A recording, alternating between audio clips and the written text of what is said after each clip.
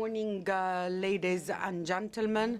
And I would like to welcome you all in this session. We would like to apologize for being late. Actually, there is a traffic problem in the bridge of 6th of October. And this is one of the main reasons for being late. I will try, I'm not going to talk now because I'll have a presentation that I'm going to present later on. I would like to welcome the speakers. I would like to thank His Excellency the Ambassador, and I'm going to give the floor to Mr. Omar Mohanna. Good morning, everybody. I would like to welcome you all. I would like to welcome all the attendees, especially His Excellency the Ambassador Stéphane Romatet, the French Ambassador in Cairo. I would like also to welcome Dr. Taha and Mr. Hisham Gazzar and all the speakers. Also, I would like to thank all the attendees for being with us in this very important conference for the handicraft in Egypt. I would like just to give you an introduction about the Egyptian Center for Economic Studies. It is an unprofitable association, and its main objective is to improve the economy and to provide all the researches needed for the economic reform to achieve the sustainable development goals. Also, we focus and we spot the light on all of the economic studies, and we focus on the handicrafts, which is considered to be one of the most important departments in Egypt. Unfortunately, this handicraft industry is about to decline, and lots of the workers and those who work in the department of the handicraft, we can feel that this field is about to decline because they don't get the complete support. In addition to the financial problems, and we don't have a precise statistics and specific statistics about the number of the employees and the number of the people working in this department, and the lack of the support and the help to this department. Today we are going to spot the light on the most important problems that face this department and the solutions that can be adopted. First, I would like to give the floor to Engineer Hisham Gazzar, then Omar Mohanna, and then we are going to end with the speech of His Excellency the Ambassador Stéphane. Now I give the floor to Mr. Hisham. Please, the floor is yours. Good morning, ladies and gentlemen. Thank you very much, Mr. Omar. Thank you very much, Mr. Ambassador, for being with us today. Thank you, Dr. Abla, Abdel Latif. Thank you very much for your effort. Thank you very much for supporting the handicraft in Egypt. Mr. Taha, our main partner in improving the handicraft in Egypt. Ladies and gentlemen, thank you very much for being with us today. Thank you very much for being for giving such care to the handicraft. Actually, in the Council of Exports, we focus on studying the markets. We believe in the Council that studying the markets is considered to be the key that will help us to improve the handicrafts, and through studying the markets, and throughout the information and the database, this will help us to achieve sustainability. We have big examples that we always put in our consideration. For example, what India achieved, and India is considered one of the countries that has a very excellent experience and experiment in the field of handicraft. In addition to India, we have some other examples like Vietnam, and these are countries that they popped up lately in exporting the handicrafts. This is in addition to some of the countries from the same area like Tunisia and Morocco. It's very important for us to study the experience of the other countries and how to benefit from this experience in Egypt. When we talk about handicraft, we focus on that we have to deal with the sector of the handicrafts in a different way. Maybe, unfortunately, the government, when we deal with the handicrafts, they put it in one sector with the big industries and with the factories, and the laws that they are responsible for the regulation of the process is the same that the government implement for the big factories. Actually, when we deal with the handicrafts, we have to look at this department from a different perspective. This department is informal sector, and therefore the mechanism should be unique dealing with this department. Most of the people working in the department of handicraft, they work from home. Most of them, or I can say some of them, they have workshops, but very small workshops. And for this reason, we always say that in this sector, the big workshops, it is very, very small, micro. Also, I would like to focus that we should have a unified strategy when dealing with this department, and to unify the efforts from the different entities. And unfortunately, there are so many entities, and for this reason, we have individual efforts. And from here comes the importance to have a unified strategy to unify all this effort in order to benefit from this efforts. Also, in the Council, we focus on the importance of implementing the trans-trade standards, and in my own point of view, this is what's going to guarantee and what's going to assure the connection in the value chain in the department, and to be in an organized way and in a fair and a justice way for all the parties. Also, when we talk about handicrafts, we don't have to forget that now we have the e-trades, the electronic trades, that has an impact on marketing, and the e-trade, it helps also that people can work from their homes and they can market their products. And there might be individual companies that they are established and help in marketing such products. At the end, I would like to thank again for hosting us today, and I wish that throughout the sessions, throughout the discussions, we can reach to a recommendation by the end of the day that will help in improving the Department of Handicraft in Egypt. Thank you very much for listening. Thank you very much, Mr. Hisham, on this quick and precise presentation, because you shed the light on many points. Now I give the floor to Dr. Taha, the Executive Manager for Improving Industry.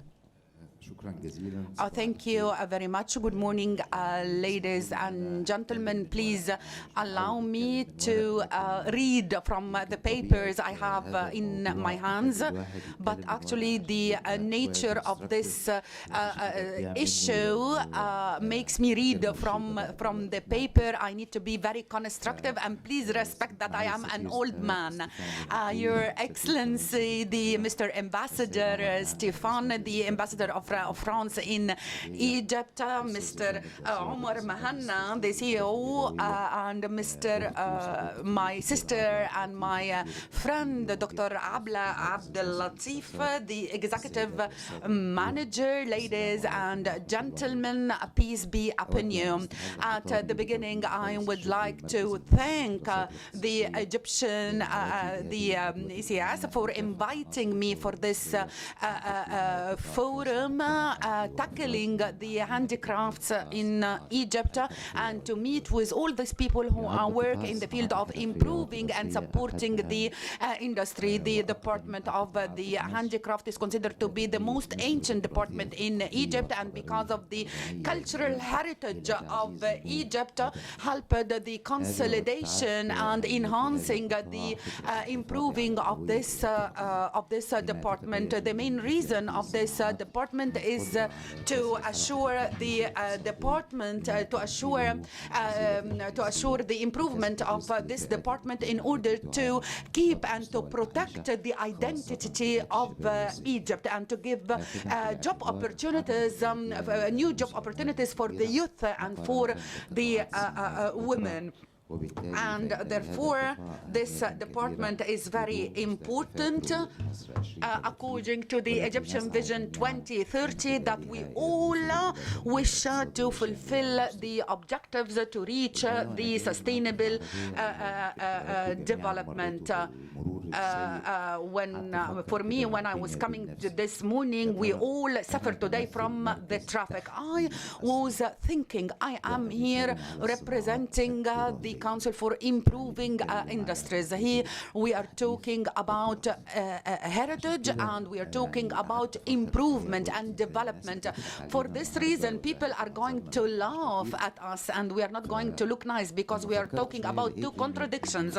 Then when I thought a little bit, I saw that this department is a group of cultures, but unfortunately it faces lots of problems, like the legislations, the technical support, the labor power. So the idea of reviving the heritage and documenting the culture and the heritage in this department is the core of this department. So improving and developing, it means documentation of the heritage that will make this department go up with the demands of the present and the future. We know how important this department is, and how important is the role of this department in the economic development. And for this reason, and this through providing the proper environment for development and improvement, providing national markets and international markets for the products in order to achieve the sustainable development for this development, and to protect and to improve this sector. In the year 2015, we recorded a trademark for the Handicraft department under the name Creative Egypt. And finally, I totally trust that this workshop or this forum will end out with outcomes and initiatives and recommendations that can be implemented, that will participate in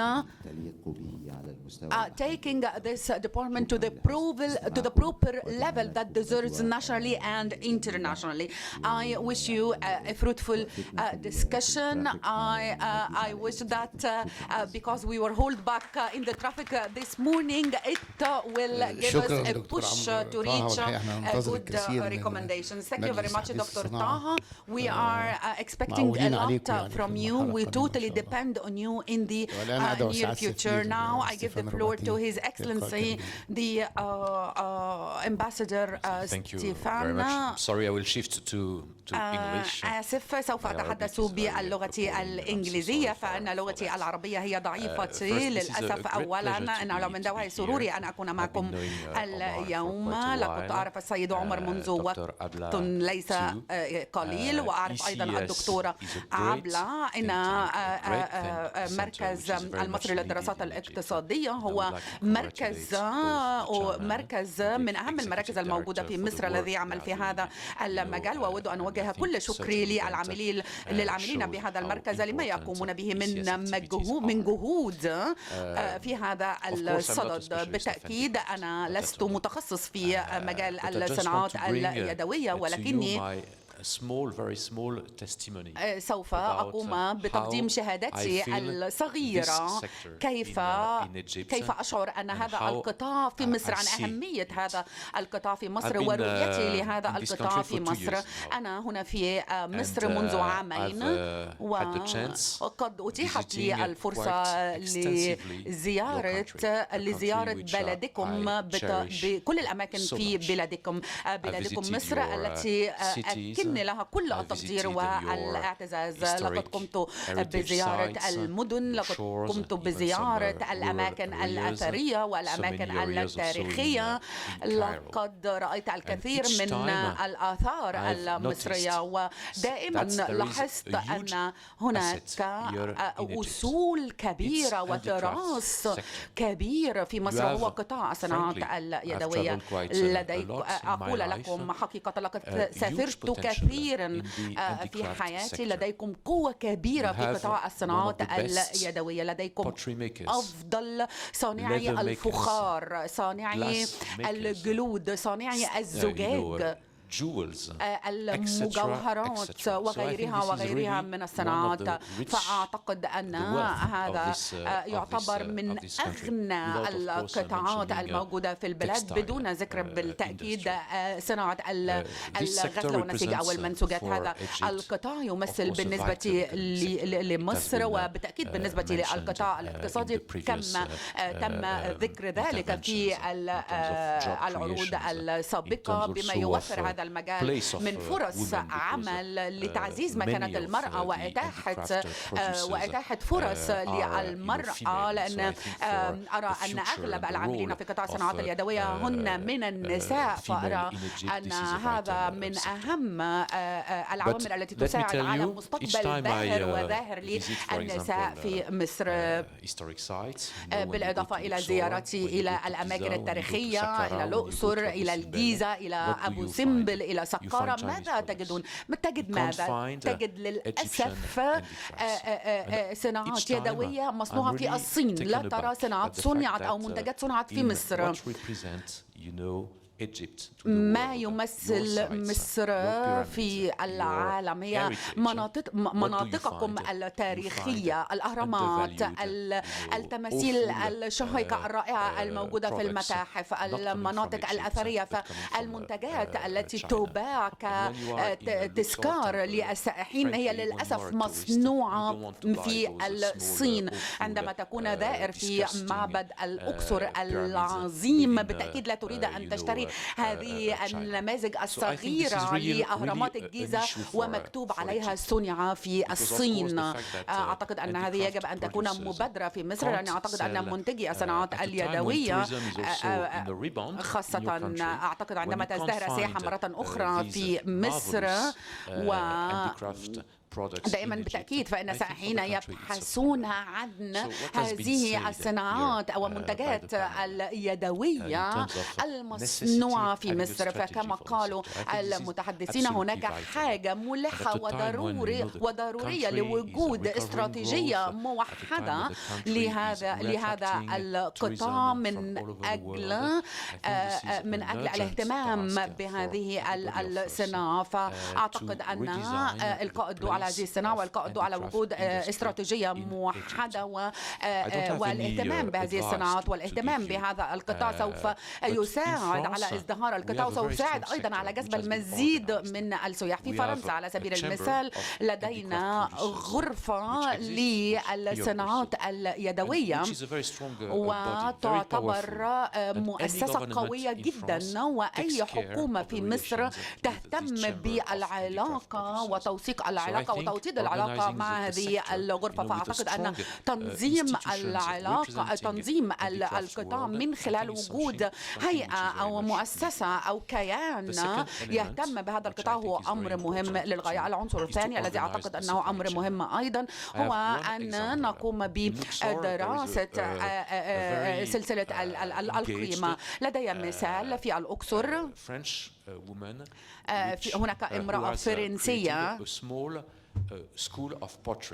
قامت بإنشاء مدرسة صغيرة للفخار من أجل تعليم صناعة الفخار للقادمين من المناطق الريفية في مصر. وقالت لي إنها لا تستطيع أن تقوم ببيع هذا الفخار المصنوع من مصنعها لأن ليس لديها طريقة للوصول إلى سلسلة